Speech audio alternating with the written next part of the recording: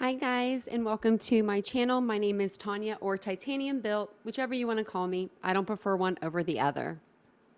I'm bringing you today a news clip actually from News Nation. It's going to be regarding the Idaho 4 murder case. It's kind of an update in the case. So Xana Kernoodle, one of the unfortunate victims of the Idaho 4 massacre that happened on November 13th, her friend has come forward. Her friend's name is Sydney, and they have been best friends since they were little. And I wanted to bring you the video just to kind of show you another point of view, for Xana.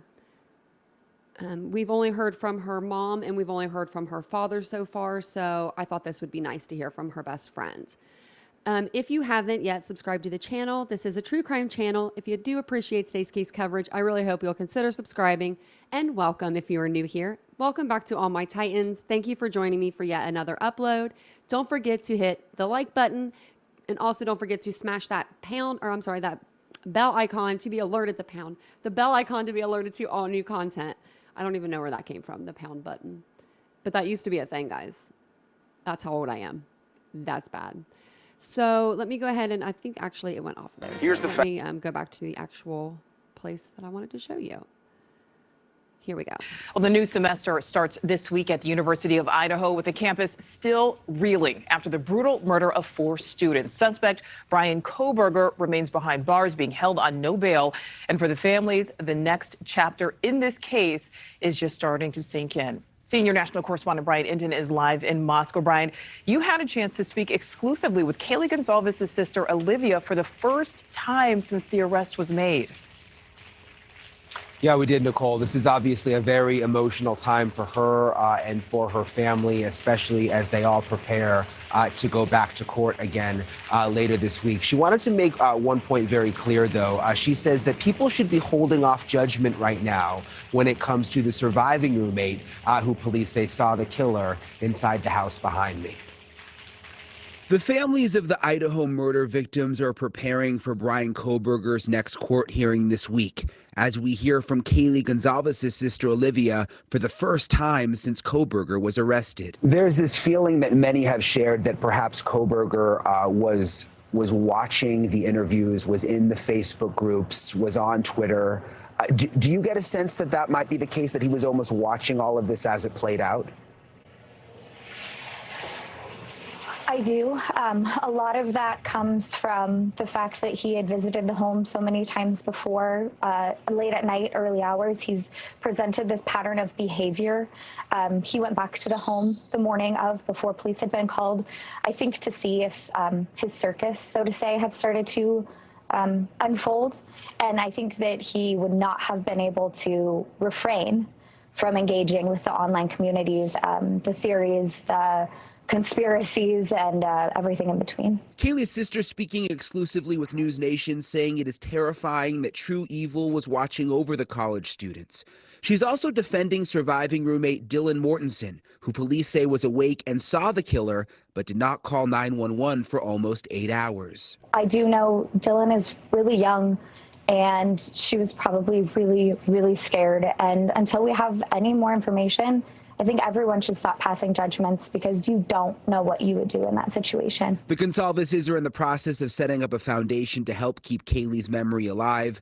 Xana Kernoodle's family has set up a scholarship in her name at the University of Idaho. Did you feel any relief, Sydney, when there was the announcement of an arrest? Yeah, definitely a little bit. I still think there's a lot of answers that I would like. So until I get those, I think I still I'm going to be a little hung up on this. So just about the answers, I guess. Sydney Gribnitz was Xana's childhood best friend. Now Sydney and her dad have started a fundraiser through their gymnastics academy in Florida to raise money for Xana's scholarship endowment. Xana was one of our students for about 6 years, and besides that, she was also one of my daughter's best friends, so she was always at our house. Her dad was single. She would come to our house until he'd pick her up after work, so it was almost like losing another daughter. So it's been a really difficult time period for sure. And the fraternity Sigma Chi has also set up a scholarship for Ethan Chapin. All of these families and the victims' friends now trying to come up with ways to bring some good out of the situation. Nicole? Yeah, the ripple effects on so many people here, Brian. Thank you. Thank you for watching. Okay, so I didn't want to be showing her face out and not a good light there, so I went ahead and just took that off there. But yeah, so that's the end of the video. You know, for Sydney, that was her best friend, Sydney. You can tell that she's hurting, and it's so sad to see her like that. I can only imagine losing your best friend. I can't even imagine that, especially at such a young age. Also, I don't know if you guys caught it, but Olivia, Kaylee's sister, seems to think that maybe, and let me know in the comments if you guys think this too, if maybe he is or was online sleuthing, Brian Kohlberger, that is. Maybe these social media accounts that we thought weren't his, maybe they are his. Some of these, maybe they are. Some of these, most of them, probably not. But some of them, maybe they are his. She seems to think that, and she's a cyber sleuth herself. So I'm going to kind of take her word for that. Also, you can just tell the family of Sydney and her father, they're hurting. And, you know, he said he lost almost like another child. She lost a best friend. I just hope that everybody is kind to them.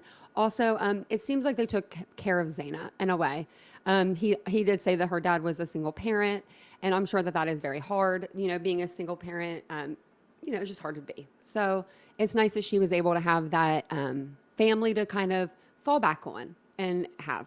So that's my video for today. That's all I've got for you guys here. If you guys enjoyed it, please don't forget to hit the like button, subscribe to the channel, hit the bell icon to be alerted to all my new content. I do post every day. We're here all the time doing lives, 10:15 weekdays lives, and then on the weekends we do them at night.